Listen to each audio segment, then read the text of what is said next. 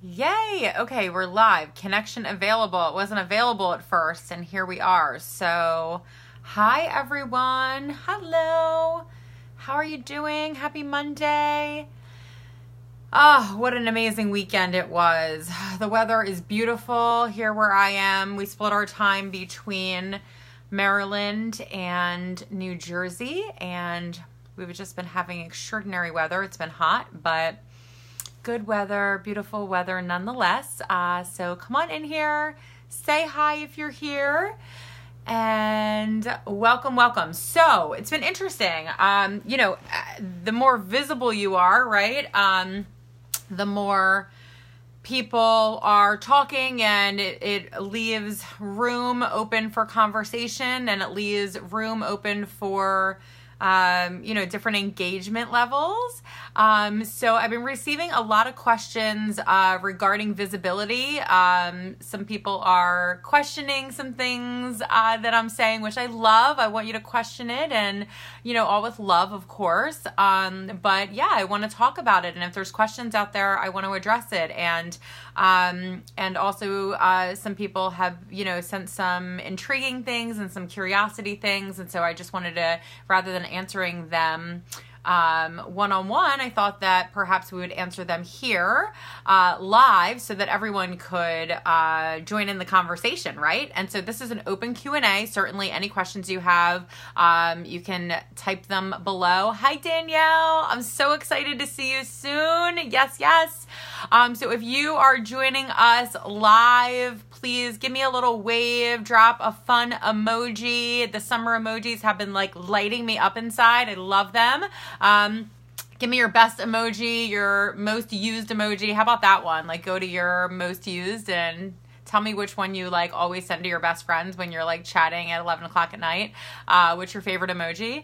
And so that one's one of my favorites. Whenever I see a picture of an adorable baby or something super fun, I'm like, I love that. All right. So actually I'm seeing back here in my video some of my little potions. I'm going to sage myself here. This is white sage. Oh, I probably didn't need that much, but that felt really good. So we can just kind of cleanse anything that we brought in from the day today. Just come on in here and relax and grab your water, grab your tea, grab whatever you're drinking. I don't know, it's 5 o'clock somewhere. Grab your glass of wine, whatever it is that you have going on right now.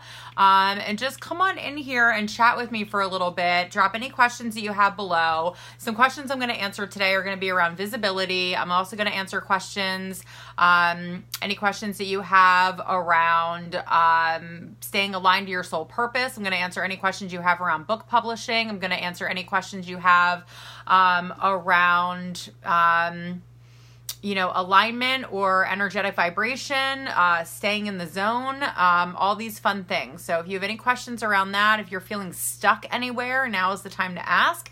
I know you might not love to ask questions in front of everybody else, but go ahead, girl, be visible. Or gentlemen, if you're joining us today, that's good too. So yay, we have some fun people here today. All my friends, yay, hi, hello everyone. Okay, perfect. Drop me an emoji if you're watching, because I want to see you and I want to see who's watching. So first question that I had that came through that I'm going to answer today. I picked questions that I thought would be valuable to everyone. Okay, so I'm not going to answer everything, just what we have time for today. But the first question I got was, you talk a lot about visibility, but then I saw that you sent an email about going into the creative cocoon. By the way, I love that. I'm not going to say who wrote this, but that's fun. The creative cocoon, and not talking to humans all day. How are you visible during this time? That's a fantastic question, because I do talk about being visible all the time and different ways to get out there and be visible, right? With your message, with your story, with your soul, with who you are, with your work. But then I also did just recently send out an email to my list saying that I go into this creative cocoon, as they're calling it, which I think is amazing. And I am not a human during that time. I cannot be responsible for human things. Can't be responsible for feeding my kids. Can't be responsible for making sure their teeth are brushed. I can't be responsible for any of the things. I can't be responsible for any of the things. Like, thank God my oldest is old enough now. I'm like, please get your sister some juice. Like, I order food, I just answer the door, put the food on the table, say help yourself for the day. Like, mommy has to like be in her zone right now, and I will see you when I'm out of the zone. Like, I don't know if anybody else can relate to this, and honestly, that's okay if you can't. This is how I work, and this is how I get it done. This is where my best work is created in my, what I'll now call my creative cocoon. And so it's just what it is. Everyone operates and works in a different way. This is part of my process when I am downloading, when I am really deeply connected and I am creating from that space. I will cancel appointments. I will not show up to parties. I will cancel whatever I have going on that day, because I never take for granted that time will come again, that alignment will be right there in that space ever again. When it is good, I take advantage of it, and that is where my best work is created. So to answer your question, how do you stay visible during this time? I do not. I do not stay visible during this time. That is my time. That is my sacred time. But what I am creating during that time gives me an opportunity to be more visible. Okay. So I am creating things that I can then bring out to the world during that time. Right. Also, being visible to me is not necessarily talking to other people all the time or being in everyone's face all the time, or, like for me, for example, I'll do Facebook Lives for, a couple of weeks on end, and then you won't see me for a month, right?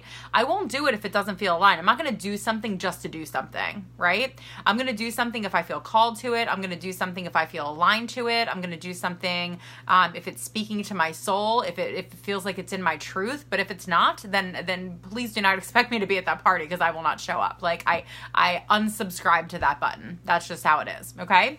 But the good news is that if I'm there, I really want to be there. Right? Okay. That's the good news.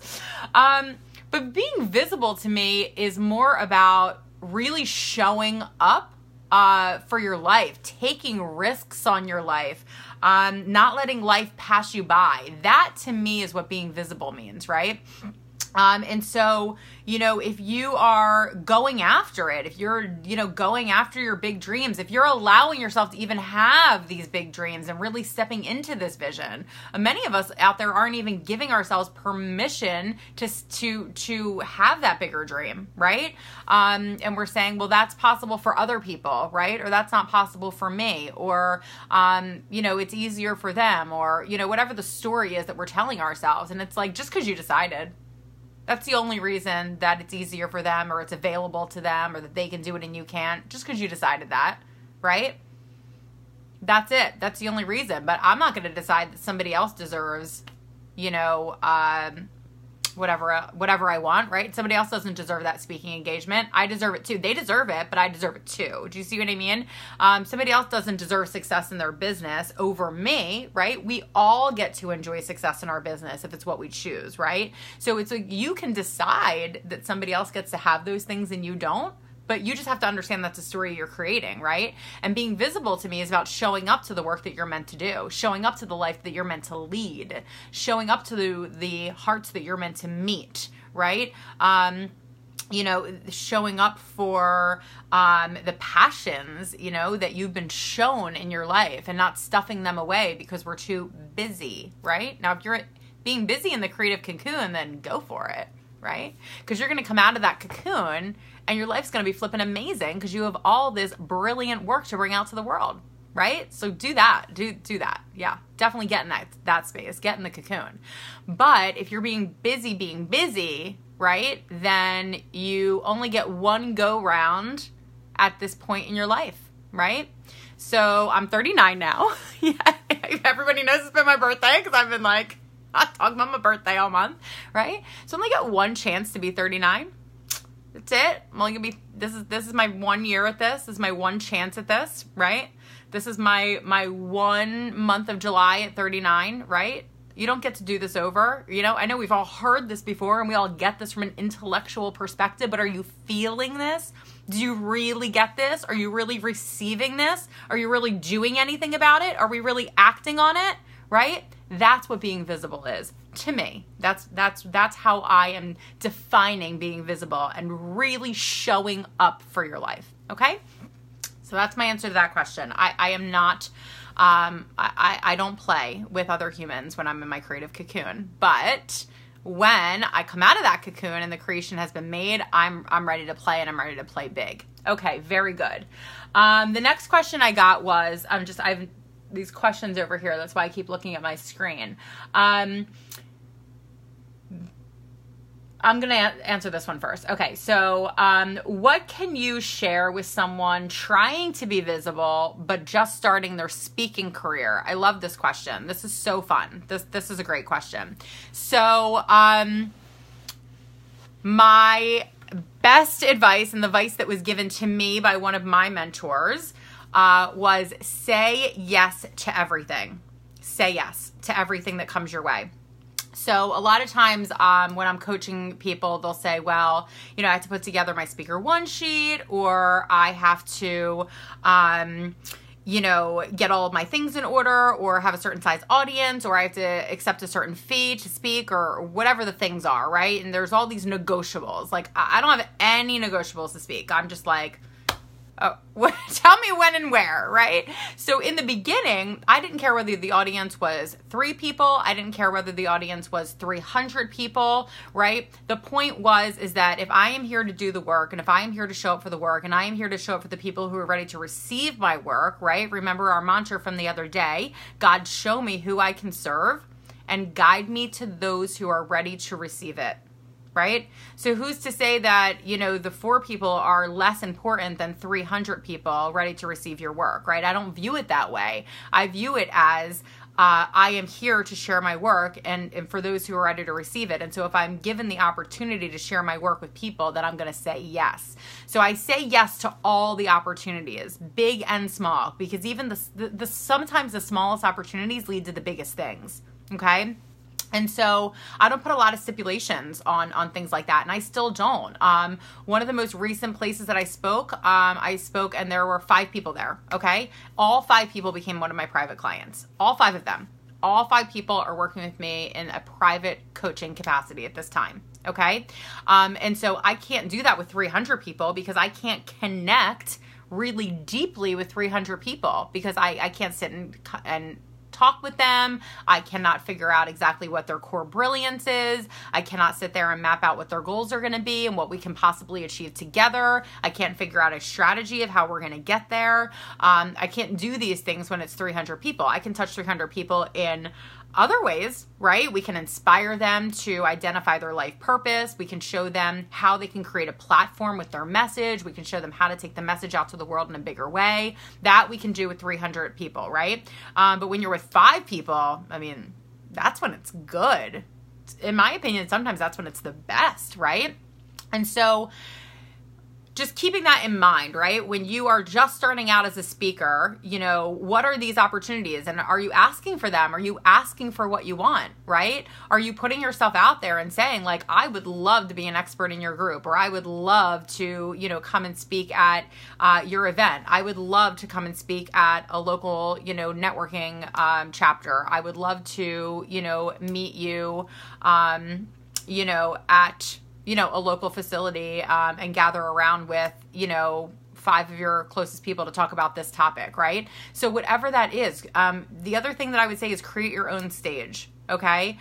So although I was accepting, I wouldn't necessarily turn down opportunities in the beginning. Now, am I going to put a ton of money into something that I don't see a huge ROI back? No. Look, we still want to be smart business people about this, right? You have to, of course, weigh that if you have to pay, a $6,000 entry ticket, or you have to pay $10,000 to be on the stage. And if you're paying $10,000 to be on the stage, or you're only speaking to an audience of 40 people, that's probably not an opportunity that I would take. Okay. So these aren't the things that I'm talking about, but I am talking about not closing the door and getting too big for your britches, if you will, right? So be your powerhouse self, go in there, be confident, be who you are, show up and be visible with the message that you're meant to deliver to the world, but don't worry about if that's to 5 people or 500 people, because who you're meant to touch, you're going to touch. And if you touch those 5 people in the audience, if it's a smaller audience, okay, and you work with those people, that is going to open up the door to then go on and do bigger work, whether it's with those people or just in another capacity, okay? Because we're getting the momentum going, right? We take 1 step forward, the universe takes 1,000 steps, you guys, all right? So just saying yes to that opportunity, or just putting yourself out there to the opportunity, even if you get a no. Do you see this? So even if you put yourself out there by saying, like, I would like to do this, and I'm going to invite myself to the table, right? Or I'm going to create my own stage, right? And so even if you fail miserably on these things, that's okay. That's okay, right? Because it's leading us to our next success, because all we have to do is take 1 step, and the universe already took 1,000. So now we just look around and say, what is the next opportunity, right? So let's say you create your own stage and nobody shows up, right? Or your friends show up, right? They're in the front row and they're cheering you on, right? That's amazing, okay? That's amazing, because you took the step. And now you get to see what the opportunity is on the other side of you taking that step. Okay. And so let's start to shift this a little bit and start to look at things that way. That would be what I would say to that question. All right. Okay. The next question I got was, being a co-author in your series sounds good, but what are your thoughts on someone publishing their own book, pros and cons? I love when people publish their own book. Okay. Yes, yes, yes. So clearly, the co-author series is something that I do, okay? But I don't want this to negate the fact that people can go out there and write their own book, okay? Let me be very, very clear about that. I started by writing my own books, okay? So I had published 4 books before I even began the Inspired Impact series, okay? So I want to be very, very clear about that. I will never be someone that says, my way is the only way that you can do something. You have to be in my series or you won't be a #1 international best-selling author. You'll never hear me say something like that, okay? You absolutely can go on and publish your own book. You can do it with me, and guess what? You can do it without me. You know what I mean? Like, there's a lot of different ways to do all the things. There's a lot of different ways. I am one of the ways, right? And so I think it's a great idea for you to go out there and write your own book if it's what your heart is calling you to do. If this is a dream that you've had, if you want to get your message out there in a bigger way, clearly these are my books up here. My books are all around me, okay? And I have a whole wraparound shelving of my office. I had them built specifically literally, I had these shelves built in my office to hold all of my books. And not just books that I've written, although a lot of them are. All of my other books of all of my mentors fill these shelves, okay? So I love books. I want everyone to go out and write a book. I believe everyone has at least 1 book in them. What are the pros and cons? Let's get into that. So the reason that people would join my book series, #1 is because they don't want to take on the process of writing the whole book themselves, okay? They don't want to be inundated with that task at this time, okay? And so by contributing a chapter, they're getting their feet wet, if you will. They're coming in, they're able to see the process of writing a book. So we open up the screen in the series and we say, look, this is how it's done from beginning to end. This is how you copyright your work. This is how you get your ISBN number. We get into the Library of Congress, God willing. We take you through the whole publishing piece of it, right? And so by contributing a chapter and not having the undertaking of writing the entire book, but by contributing a chapter, you're able to go through the whole process of the book with someone doing it with you and being shown every step of the way. And then having the product of being an author as part of this series at the end of it, okay? So that is part of the benefit. The other benefit is you are going through it with other people doing the same thing at the same time. So writing a book is a very, intimate and personal experience, but it also can be lonely if we're being honest. And when you do it with other people that are going through the same thing at the same time, it can make the process a little bit more enjoyable, and you certainly feel more supported throughout the process, okay? So that's another reason. And I would say there's a lot of benefits, obviously. I'm not going to go through all of them. You can check out my website. But I would say one of the other main benefits is that we have an audience at this point, right? So this is our 4th book in the series at this time, and we have an audience built in now to this author network that we're all a part of, that all of our authors are a part of. So when you go and write your own book and you put it out to your audience, that's fantastic. But then it's I don't want to use the word limited because I don't feel like it's limited, but I think you understand what I'm saying, that it's singular, okay? When you market to just your audience with just your book, it's singular. When you're a part of a collaboration, now it's my audience plus your audience plus her audience plus her audience plus her audiences, and all of our audiences sharing with their audiences, sharing with their audiences. And so that's how we're able to really grow our network and grow our audience, okay? So that is some of the benefits. The benefits of you writing your own book are that it's your own book. It's your own story. You have more space to share from beginning to end. Obviously there's only so much that your chapter is a synopsis, right? It's creating the platform for your story, for your work in the world, for your message. But an entire book obviously is going to give you the space to just get deeper into your work, to get deeper into your message, right? And to really be able to use that as a platform of what you're doing moving forward with your work, whatever that goal may be. Is it to get on more stages? Is it to just expose the unique work that you do in the world? So there's a ton of benefits of, writing your own book as well. But I will say that regardless of the avenue that you decide to go, there is nothing like the first time. This was my first book I ever wrote. It was a children's book. Okay.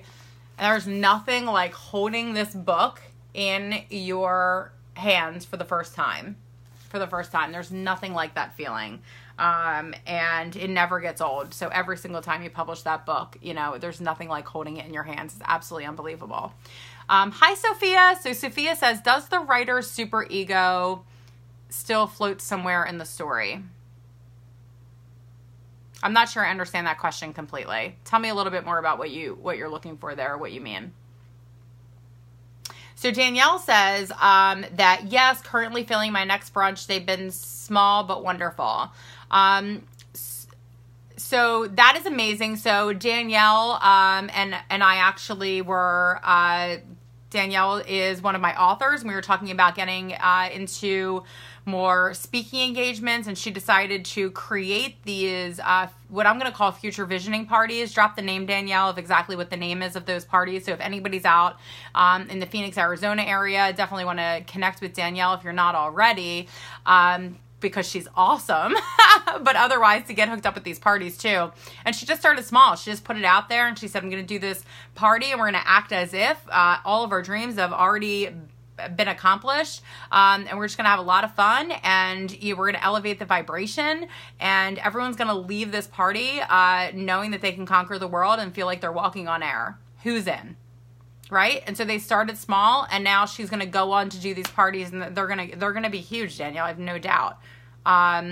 Manifest your visionary life. I mean, come on, everybody wants to be a part of that. So Lisa says, when you sorry, this is like, I'm just trying to make it bigger without all these emojis like laughing and getting mad at me. All right. When you went out, were you super clear on your message mission? I'm going to look this up over here because I can't see the rest of it. Or did you, let me just like it so that I can see the rest of it. Or did you get yourself to a point where you felt confident? Did you go out and just feel the fear regardless? Okay, here we go. Sorry, I had to read that oddly. When you went out, were you super clear on your message and mission? Did you go out and just feel the fear regardless, or did you get yourself to a point where you felt confident? Okay, from Lisa. That's a great question. Thank you. Okay, so was I clear on my message and mission? The answer is yes, but my message and mission changed. Okay. And it's always changing because I'm always changing. Okay. And so in the beginning, my message was a lot on life purpose. Okay. Because I had identified my life purpose. And I wanted everyone in the world to connect with theirs. You know what I mean? And so here's the thing. when I talk about being visible a lot, I don't talk about it so that everybody can be on center stage, hold up a microphone, and you know, be the next, like, you know, trending TED speaker. If that's what you want, then that's what you want, and that's what you will get. Okay, and so it is. However, for me, it was different. You know, for those of you who know my background, I started in corporate right after college. I worked in the corporate sector for 11 years. And then after 11 years, I was having my first child, and I didn't want to work in a corporate environment anymore because I was working in downtown Center City at a corner office right on Market Street in downtown Philadelphia. And I didn't want to be doing that commute and being away from my first baby for that many hours of the day. So I decided to start my own staffing and recruiting company, which is what I had been doing in the corporate sector for all of those years. And so I started this company, and I had recruiters all over the United States, all working virtually, and people just like me that wanted a work-life balance, right? And working from home, being able to take care of their kids, making a lucrative income. It was fabulous. But I got to a point a few years later with that business where I thought I just didn't feel like I was put on this earth to be a recruiter or to own this company. I think that it's great. It's serving a great purpose for the people who need jobs and who are looking for employees. But it wasn't what I felt like I was called to do in my soul. But and this is what I'm so passionate about, like, seriously, show up. Like, show up for your life and your passions and what you're being called to do, okay? Because they're there. But if I ignored all those things, like I did for many years, this is why I, like, really get triggered by it, then I would still be having that company, because it wasn't like I wasn't making money. It's not like I wasn't successful. It wasn't like I already wasn't a business owner. It wasn't like I didn't already have an online business. It wasn't like I wasn't killing it, because I was doing all the things. But there was something missing, something big missing. Like, my heart and my soul wasn't in it, okay?